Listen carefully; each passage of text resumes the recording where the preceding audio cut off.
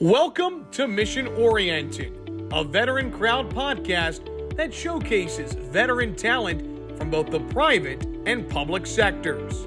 Their impact is everywhere. We are here to uncover it.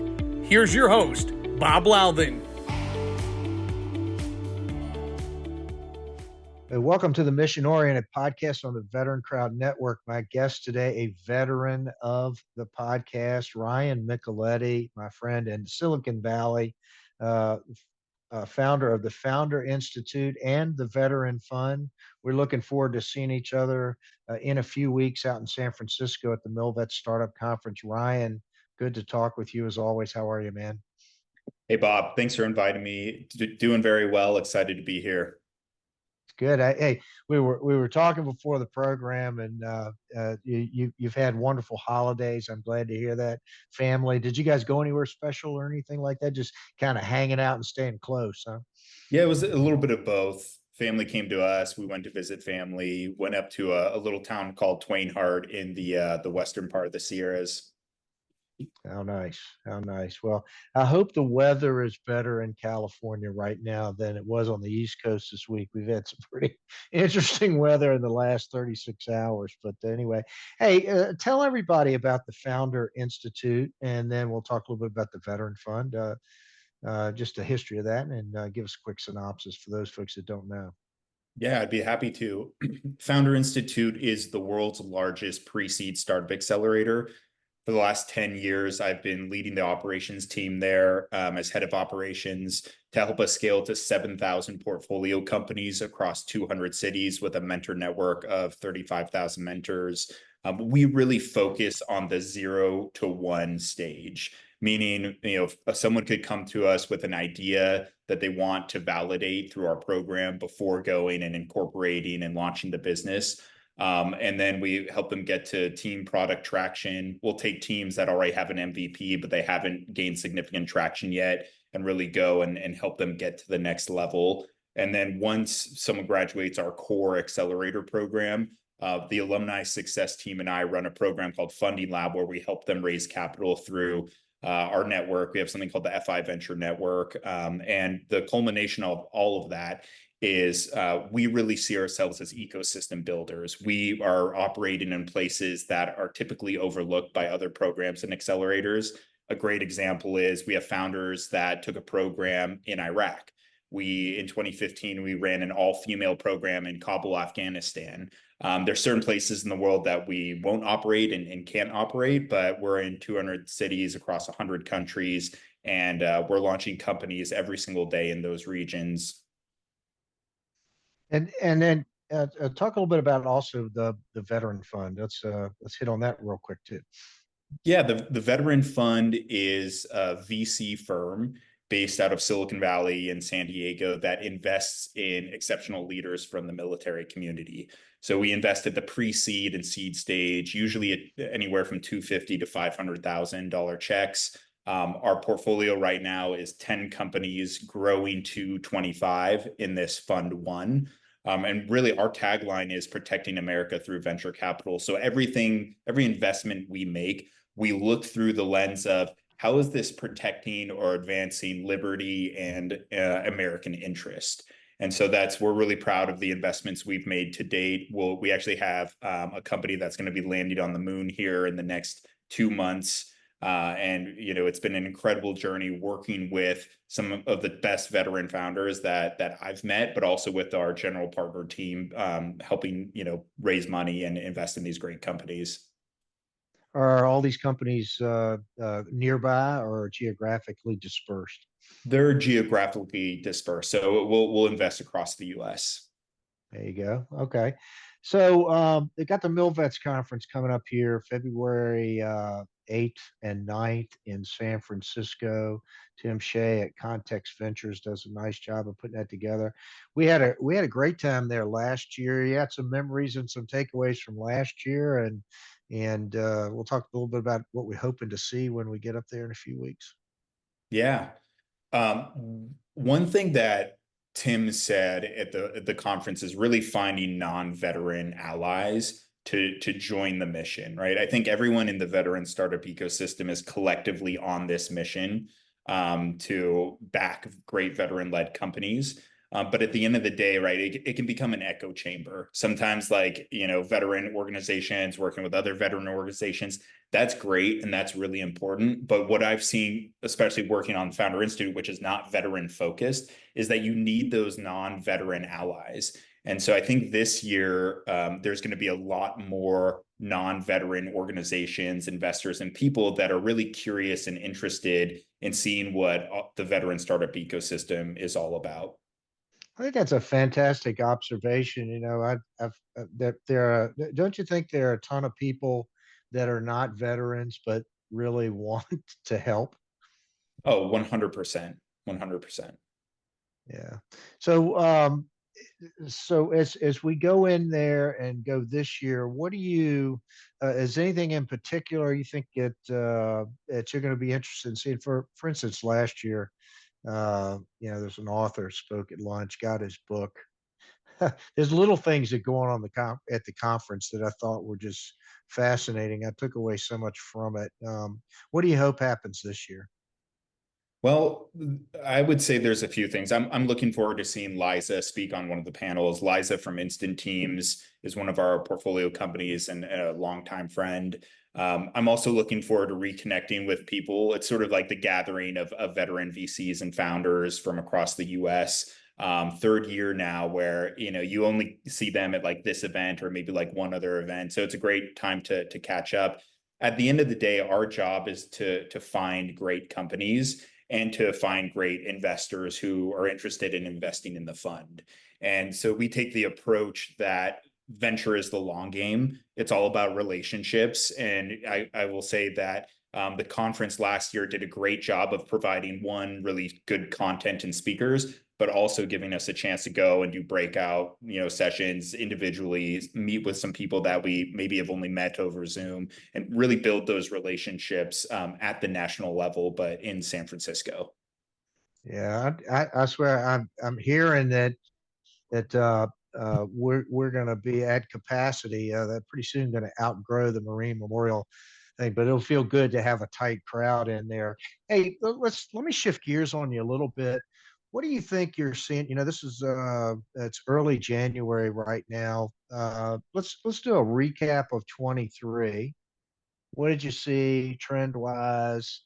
Certainly a little bit of a tumultuous year, and now 24 election year.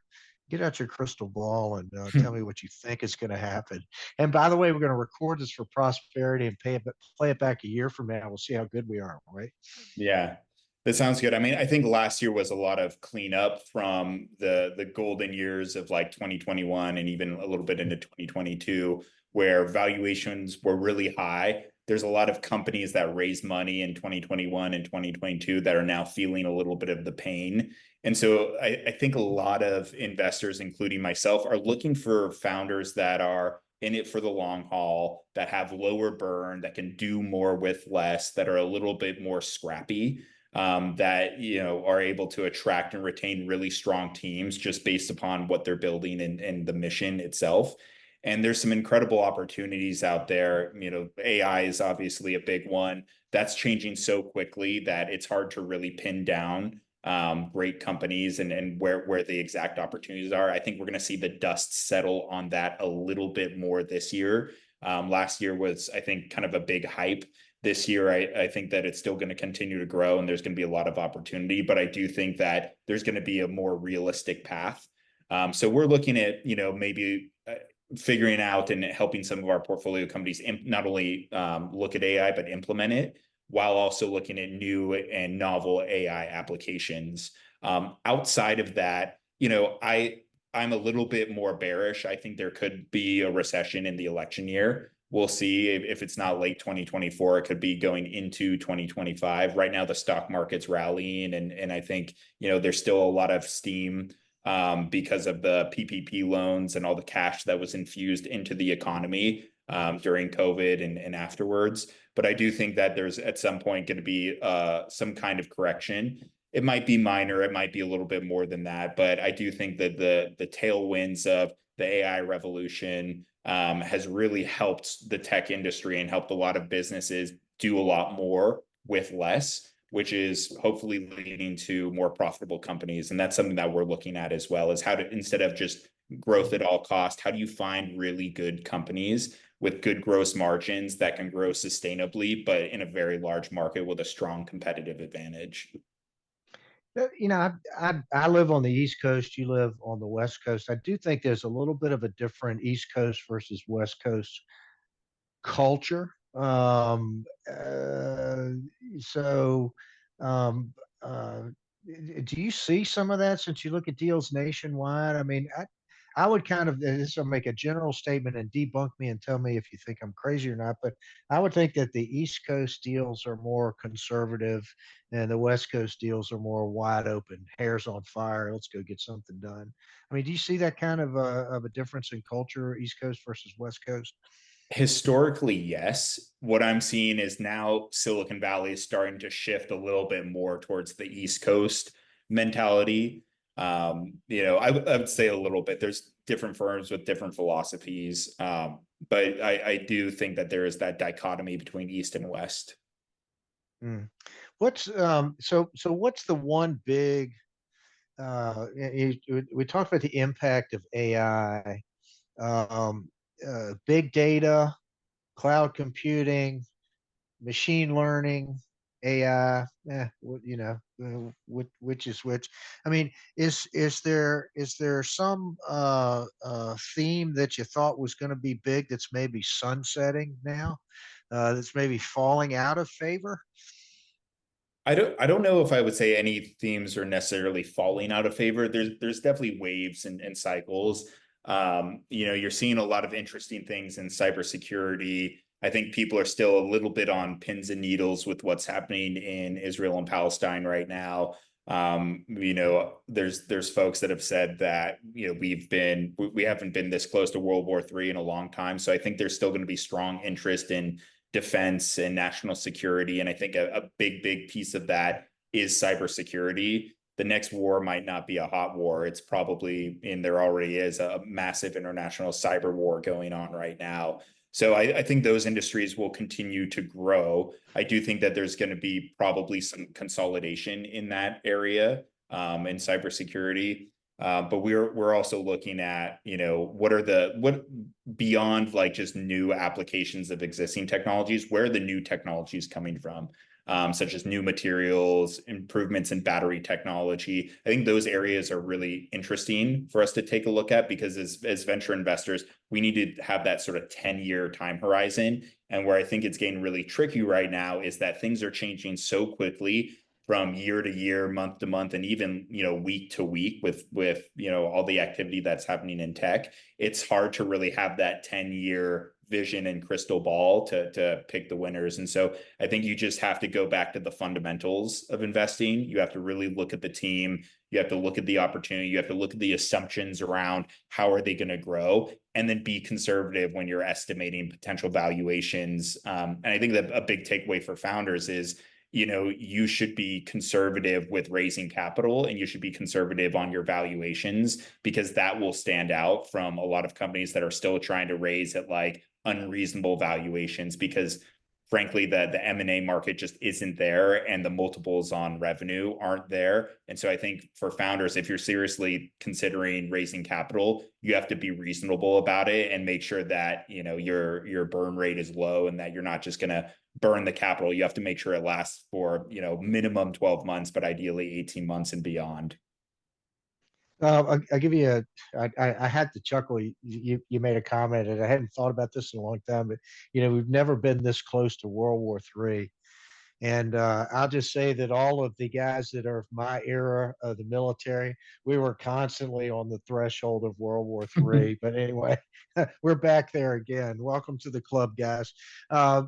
And well, as a closing comment, how do people get in touch? How do you want them to reach out to you to find out more about the Founder Institute and the Veteran Fund? And by the way, we'll put links to all this in the show notes. But give you the chance to tell everybody how to get in touch with you. Yes, if you're a veteran looking at launching a startup, or you want to have the support and resources of the Founder Institute Accelerator, we have our FI Veteran and Military Family Accelerator. You can go to fi.co/veteran, That's starting February 6th. We've got some really great mentors and speakers and content that's run by my partner at the Veteran Fund, Mike Sherbakov, and myself. We've got some really great partners involved as well. And then on the Veteran Fund side, you can drop us an email or use the contact us form. If you're applying for funding, go to veteran.fund/startup. Put in your information. That's the best way for us to get a hold of you. And anyone is welcome to reach out to me on LinkedIn as well. I'll tell you this, if you're a veteran entrepreneur starting up a business, I have one question for you. Why aren't you at the MilVets conference in San Francisco? If you miss this, you're missing a great opportunity. Hey, Ryan, thank you for being a guest on the program. You've been listening to the Mission Oriented podcast on the VeteranCrowd Network. Again, my guest has been Ryan Micheletti, and we'll look forward to seeing you in a few weeks in San Francisco. I can't wait. And folks, if you haven't already signed up for this event, if you can possibly get in, if there's any room left, come see us in San Francisco. We're going to have a great time. Thanks so much. And that's a wrap. Thank you for listening to Mission Oriented. Make sure to hit the subscribe button and you won't miss an episode. To learn more about Mission Oriented and the VeteranCrowd Network, visit us at www.veterancrowdnetwork.com.